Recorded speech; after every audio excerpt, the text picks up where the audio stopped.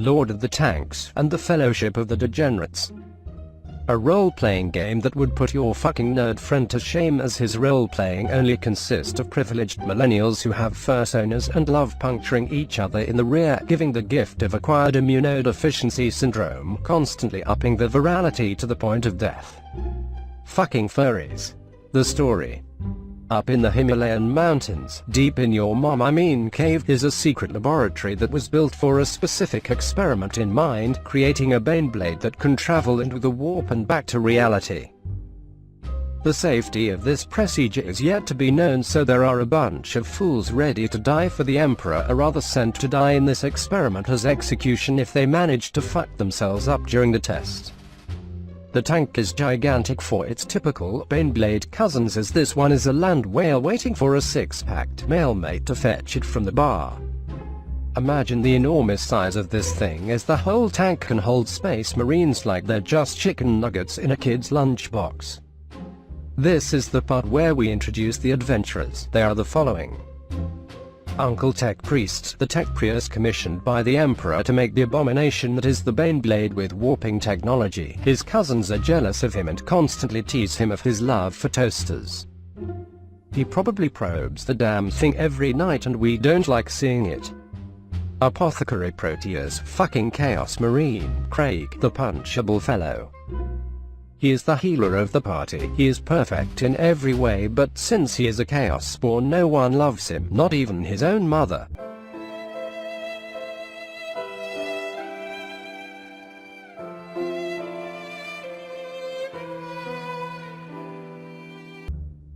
Epistolary Midrain, a white privileged heterosexual male of the Blood Ravens.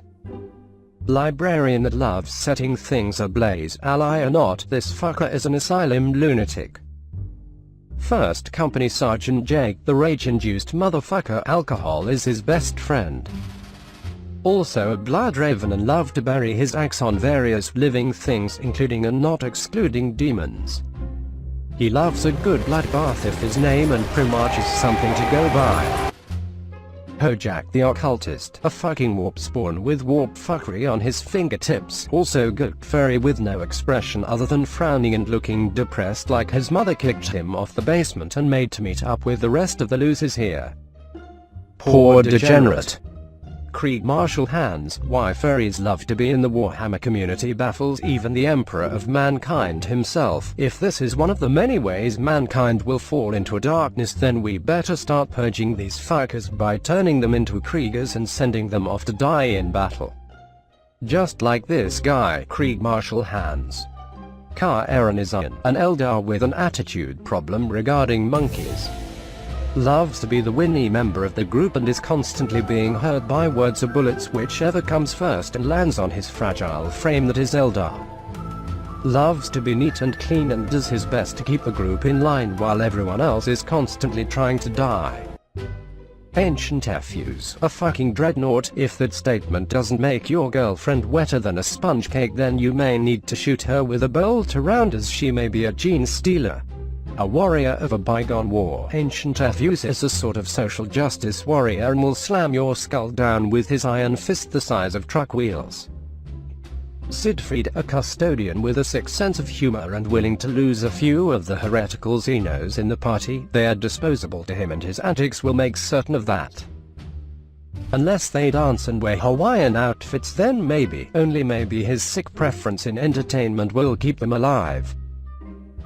They're in the mountains and boarding in the tank and doing last-minute checkup on their equipment and supplies. Somehow they manage to attach a fucking dreadnought to a baneblade like a strap-on and let that dreadnought dangle around so lewdly. The dreadnought, being asleep, does not know the shame his body is going through, so we can all agree that he was spared that wretched thought. Most, if not the rest of the party, are actually still non-moving living things and remain stuck like they saw the devil or something, and remain still until their own consciousness awakens, and we do not know why this happens all the time. Only the Emperor would damn know of this strange phenomenon, so we tolerate such silly handicap for now. Worst thing we would do is we have to shoot them in the heads as a form of mercy. So as they forced themselves into the warp without consent. They plummeted deep into your mom and found themselves high up in a strange land of fucking no return.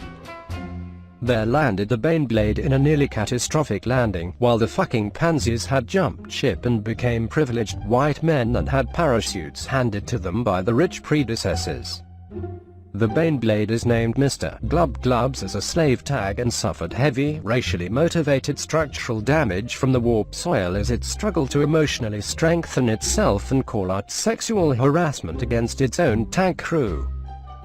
Now they are assailed by demons and hoping to survive like a bunch of children let loose on a minefield. At each step they take they may or may not blow up to smithereens.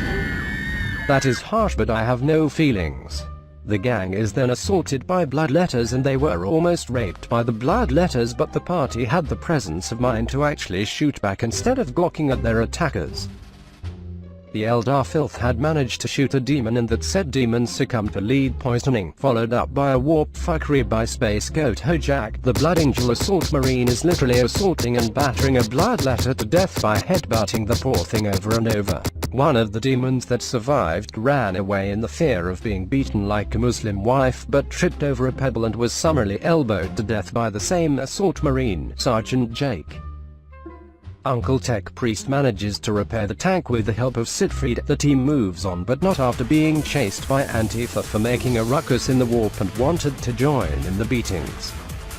The team then heads towards the arid plain of holy fucking shit, the place where unwanted memories lie dormant and dead.